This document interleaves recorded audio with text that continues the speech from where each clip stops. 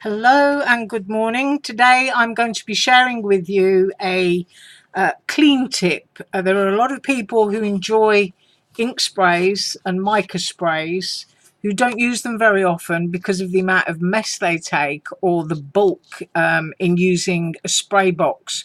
Not many people have enough space in their craft room for a very large cardboard box.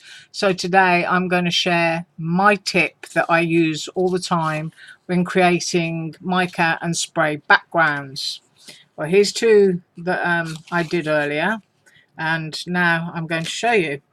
I get craft card stock and I cut it down into 4 pieces per each sheet of cardstock, which is usually sufficient to create something or do a background for a card. And I place 2 sheets into small Ziploc bags so that I can do a front and a front when I flip them over. I've got 3 bags here. I'm going to do 3 different shades, but you do not need to waste your bags because you usually find that, like on this one, you'll get a tiny little bit of ink that will dry on the inside edge.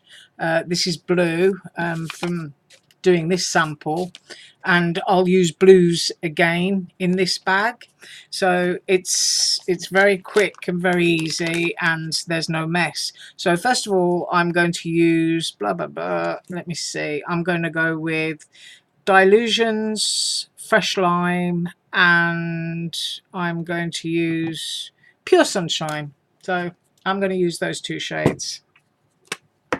I'm going to squirt into one side of my bag,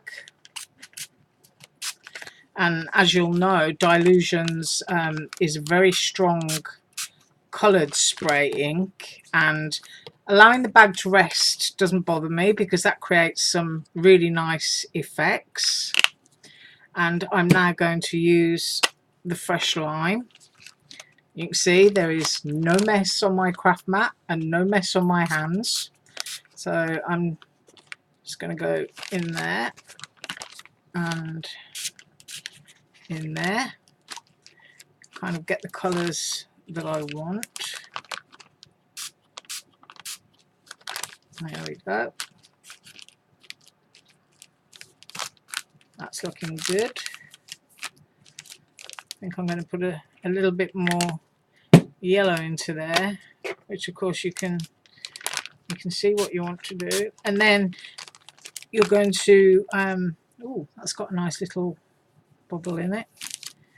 You're going to put your bag off to the side while you create your other colours. Next, I'm going to use Postbox Red and also Vibrant Turquoise. I haven't got my glasses on, so I'm guessing what the labels are saying. Right, so I'm going to go in with the red, squirt it into the bag. So you wouldn't be very pleased if that went everywhere. A little bit on my fingers, but that's not a problem. Now I'm going to go in with turquoise, just off to the edge. It's quite a nice dark background. Probably use a lot of white ink with that one. And then you can just squish it about with your hand, get things where you want them, and pop that one off to the side. Put the lid back on. And now I'm going to use Tim Holtz, and I've got hickory smoke and fossilized amber. So I'll go in with the amber first. I always like to go in with the lighter colours because then you can see what's going on. So I've squirted that down there. Got a few nice heavy drips. Quite like that. And of course, as the bag touches it, it will spread the effect. Now I'm going to use some hickory smoke. Pull the bag up. Go in there.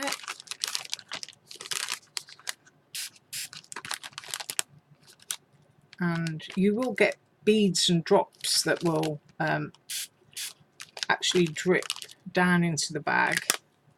Now I'm going to seal this And I'm going to seal the other ones that we just did. Might make a nice 4th of July background actually. And I'm going to seal this. And I'm just going to give it little squishes with my hand, and you can see all the little beads of ink inside the bag. And as you move that around and shake it, your card will absorb every single bit of ink that's in the bag until the bag is virtually clean. And if you can get it down into the edges, can you see that? It will start to soak from the edges of the bag. And what I tend to do is give them a wiggle like that and get up any excess ink that's in the bag. And I'll leave them for 20 or 30 minutes. And then I'll take them out and dry them. And so what I'll do is I'll finish shaking and getting the ink out of my bag, and I will show you what the bags look like in a minute, and I'll be back. So here are my finished pieces. There's no mess anywhere. You can see the extent of mess on my hands, which is very easy to wash off. And this is now what the bags look like. And of course they're not the size of a spray box. I didn't destroy my work surface or anything else on my shelves with the spray. I can just fold these up and just put them out of the way on a shelf, which is exactly what I'm going to do. And I'm going to dry these so that you can have a real good close look at them, and I'm going to be creating something with these in my next tutorial. As you can see, all of the pieces are now lovely and dry. I've got all of these colours. There's no mess on my craft mat. There's a little bit of ink on my fingers. I can reuse the bags. And if you've got just a small space that you work in, then it's a great thing to do, because as I say, you won't get any mess anywhere.